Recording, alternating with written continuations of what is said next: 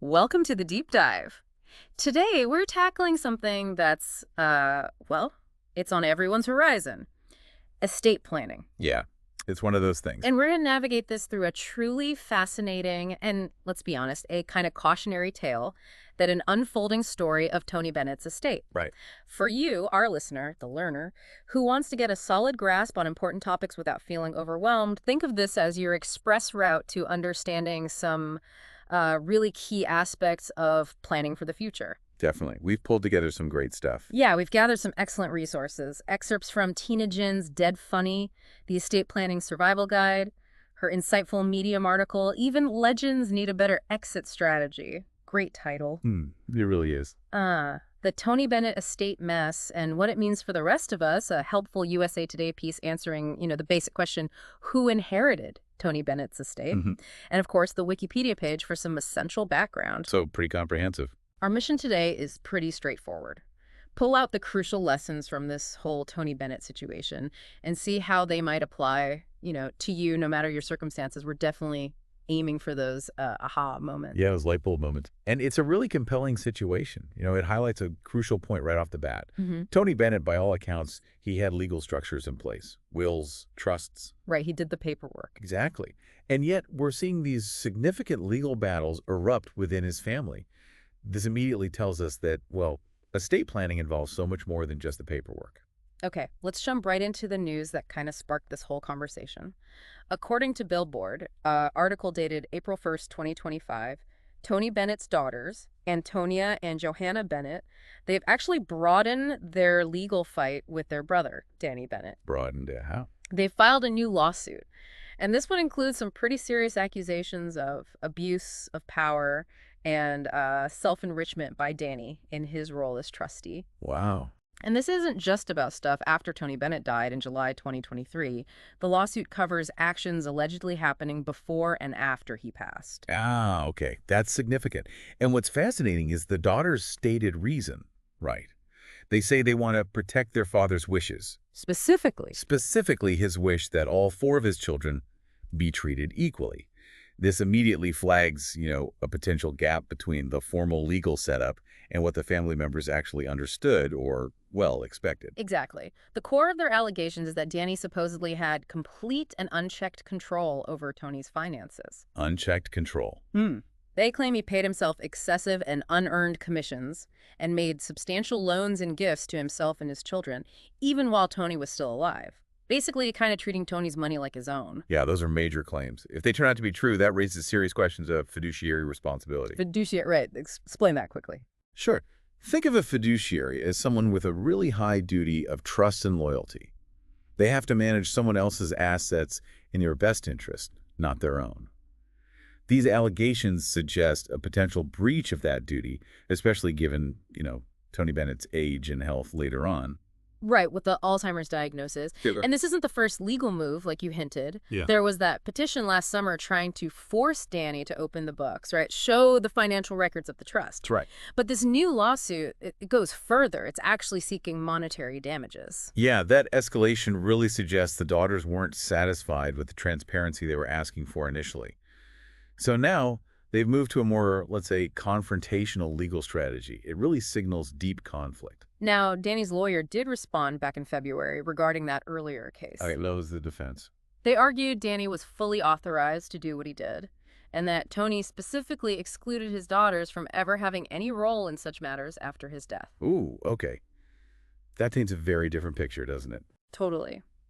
The lawyer also said Danny acted honestly and in an appropriate manner, and that the daughters are actually benefiting from Danny's work. So this suggests Tony Bennett himself might have made very specific choices about who should be in charge and how things should run. Right. If that's the case, the legal battle gets even trickier, doesn't it? Yeah. It could hinge on interpreting Tony's intentions and whether the powers given to Danny were, valid and properly used. Absolutely. And both of these lawsuits, they keep circling back to one specific thing: the sale of Tony Bennett's likeness rights and intellectual property to a company called Iconoclast. Ah, Iconoclast, yes. The daughters are alleging clear conflicts of interest for Danny in that deal and a real lack of clear accounting, basically asking, where did the money go? Yeah, intellectual property in the States is huge now, especially for artists. These rights, music, images, brand names can be incredibly valuable. How they're managed and passed on needs super careful thought. Right. The conflict of interest allegation implies they think Danny might have put his own interests ahead of the beneficiaries in this sale. It's interesting how Iconoclast describes themselves, though dedicated to preserving and growing the legacy of culturally significant artists. You'd think that would align with everyone's goals. You would think, but the devil's often in the details, isn't it? The shared aim might be preserving the legacy, but how it's done, the money involved, the transparency, that's where the fights often happen. And it's not just about the big money stuff. The daughters also claim Danny mishandled Tony's physical belongings after he died. They called it malicious and retaliatory. How so? Said he stopped them from keeping sentimental items and even threw other stuff out without telling them. Oof. That really hits on the emotional side of estate planning, doesn't it? Legal docs deal with finances, but personal things. They carry huge sentimental value. How that stuff is handled can really impact grieving and family tension, even if the items aren't worth much money. Definitely. And then we also have the other side's perspective from a source close to Danny. They called the new case baseless, an attempt to distort Tony Bennett's clearly stated wishes. So digging in their heels. Yeah, this source maintains Danny followed his dad's plans with integrity and care and is disappointed that people Tony supported are now questioning him. It really highlights the conflicting narratives, right? Yeah. One side feels the wish for equality isn't being met. The other side says, no, I'm just doing what I was told. The truth. Probably somewhere complex in the middle, tied up in family dynamics and the actual estate plan details. All of this perfectly tees up Teeny Jin's Medium article, Even Legends Need a Better Exit Strategy. The central question she asks is so striking. If Tony Bennett, with all his resources, top lawyers, wills, trusts, if he couldn't avoid a family fight, what chance do the rest of us have? It's a really sobering question. It just hammers home that having the documents is only part one. As Jin puts it so well, documents don't prevent drama, they only set the stage for it. Wow. The Bennett case seems like Exhibit A, doesn't it? Underlying family stuff, expectations, emotions, all playing a huge role despite the formal planning. And she connects it directly to the specifics we're seeing. Fights over IP, royalties, using the brand, and crucially, who gets to call the shots on those things. Yep, those are exactly the areas where fuzzy communication or lack of clarity leads to blowups. IP, like we said, is tricky, hard to value, different ideas on how to manage it, fertile ground for disagreement. So what are the key lessons Tina Jin pulls out that, the learner can really grab onto? She stresses regularly updating your trust. Makes total sense. Life changes, wishes change. Absolutely. An estate plan isn't a one-and-done thing. It has to be a living document that evolves with you. If you don't update it, it might not reflect what you actually want anymore or your current family situation. She also hammers on transparent discussions with all potential heirs. This feels so relevant to the Bennett case, where it seems lack of communication is maybe fueling the fire. It's not just saying, here's what's in the will, right? It's understanding expectations, maybe easing anxieties beforehand. Sometimes feeling something's unfair comes from just not understanding it. Right. Open, honest talks, even the tough ones, are invaluable. They manage expectations, address concerns, build understanding. It's a space to air potential issues before they become lawsuits. Jin also highlights clarity around roles, not just assets, like who's going to do what after you're gone. Manage investments, handle personal stuff, oversee that valuable IP. Yeah, clear roles prevent confusion and power struggles. Assigning specific responsibilities means someone's accountable, reducing the chance of conflicting actions or, well, just chaos. In the Bennett case, Danny's role as trustee is ground zero for the dispute, so clarity beforehand is key. And finally, she brings up emotional preparation. Interesting point, often overlooked. Acknowledging and dealing with the emotional messiness of inheritance and loss. That's often missed, but it's just as vital as the legal and financial bits. Grief, old family dynamics, feelings about fairness, they hugely impact how heirs act. Emotional prep, maybe through family talks or even getting a mediator involved, can really lessen the potential fallout. This ties right into her other book, Dividing the Pie. She says the biggest fights aren't always about the money itself. Right, but about deeper things. Exactly, meaning identity and just a basic sense of what's fair. That's profound. Often, arguments over small things are really about deeper emotional stuff, old grudges maybe. Recognizing that is so important for a smoother estate transition. Okay, shifting slightly to Tina Jin's Dead Funny book, The Survival Guide, she gives some really practical advice to avoid drama. First, just have a plan, even if it's imperfect. Getting something written down is huge, way better than nothing. That's such a critical takeaway. Don't let perfection be the enemy of the good, right? Mhm. It doesn't need to be a masterpiece from day one. A basic plan is a start, and you can refine it later. She also says, talk about the plan with your kids. There's that communication theme again. Transparency really demystifies it, prevents surprises later.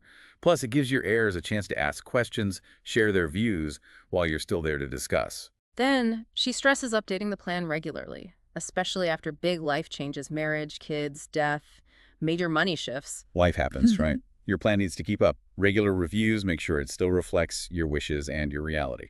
And this one might sound a bit unusual for estate planning, but Jin suggests using humor to diffuse tension. Ah, yeah, given the book title. Right. She seems to believe in finding levity even with serious stuff. Humor can actually be a powerful tool for tough talks. It makes things feel less daunting, more approachable. And she reminds us estate drama isn't just for celebs on TMZ.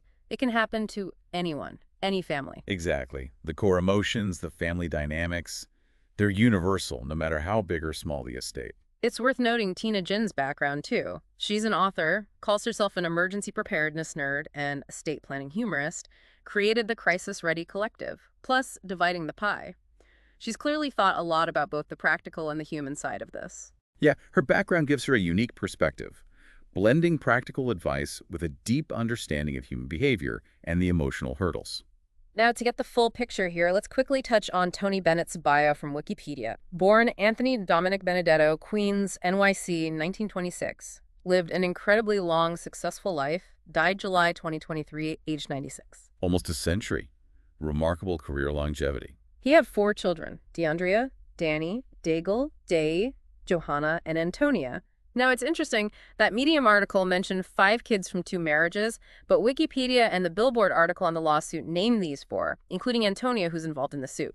Yeah. Just highlights potential complexities with blended families, and it really underscores needing absolute clarity in your plan about all heirs. Definitely. Subsequent marriages, kids from different relationships, they add layers. Needs careful thought about everyone's legal rights and emotional interests. And crucially for our story, Danny Bennett was his longtime manager. According to USA Today, he became the sole trustee after Tony's death.